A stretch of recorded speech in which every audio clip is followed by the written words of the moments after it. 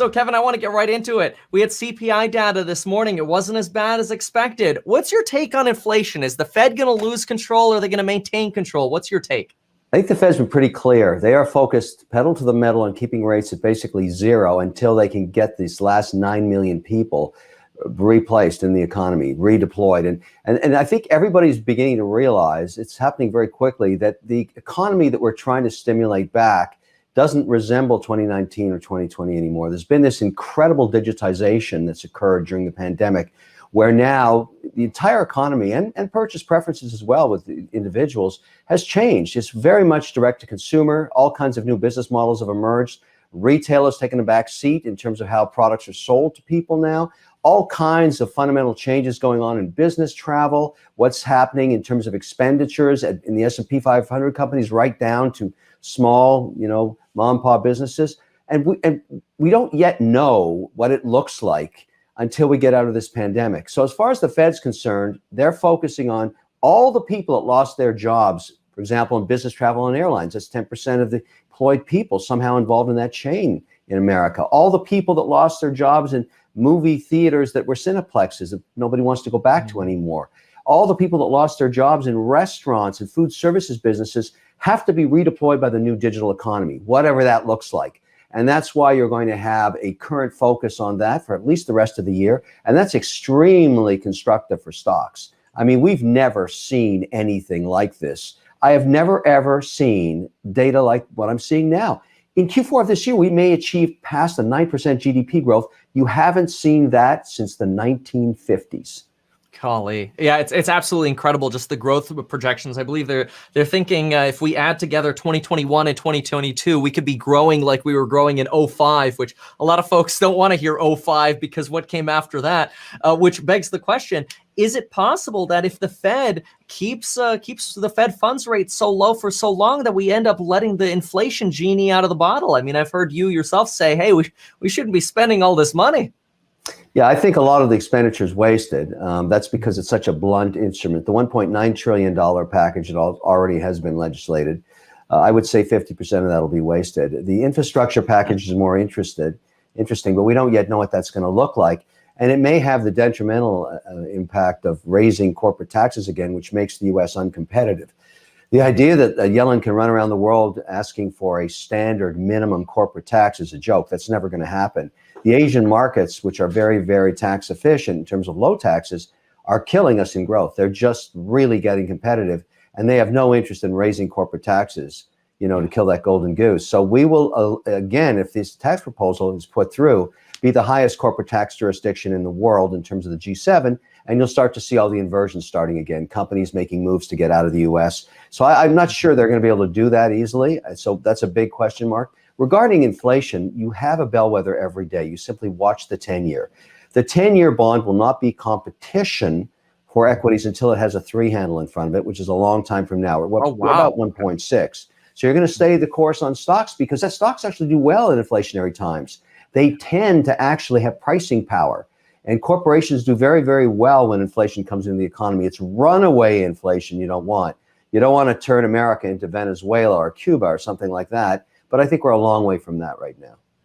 Long way from runaway inflation. That's a fear that a lot of folks have, is that we might see that kind of hyperinflation, that we're going to, that essentially the country is debasing the dollar and that we can't trust the dollar anymore. And that's maybe why you see a run into cryptocurrencies. Is that not something that you believe, that the dollar could lose its value or potentially even collapse or lose its status as the world's reserve currency?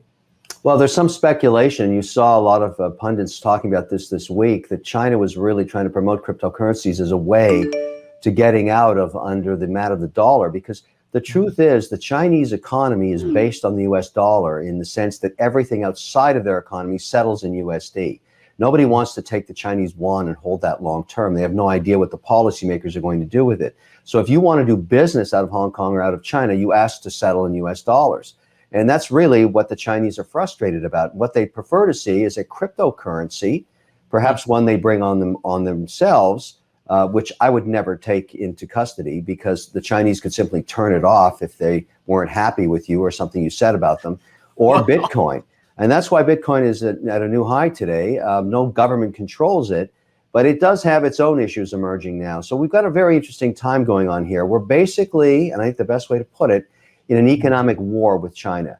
China doesn't play by the rules, doesn't give us access to their courts, does not give us access to the middle class. They use American courts to litigate their own IP domestically and sell tons of products into the largest economy on the earth currently, which is the US economy. And until that playing field is leveled, we're going to have tremendous tension with that regime.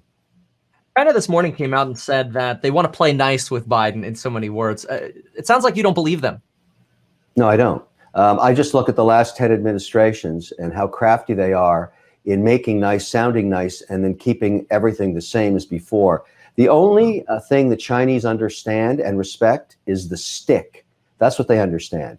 And so you can look and back for the last 5 administrations and realize until the last one, where they really put the pressure on them, nothing was changing. The idea that you can form a cohort of American and European economies to work together to bring the Chinese to bay is not going to happen, because in Europe, basically 25% of most of those economies is tied to China. So while they'll give lip service, they don't want to in any way taint their relationship with a quarter of their GDP. That's why it never worked.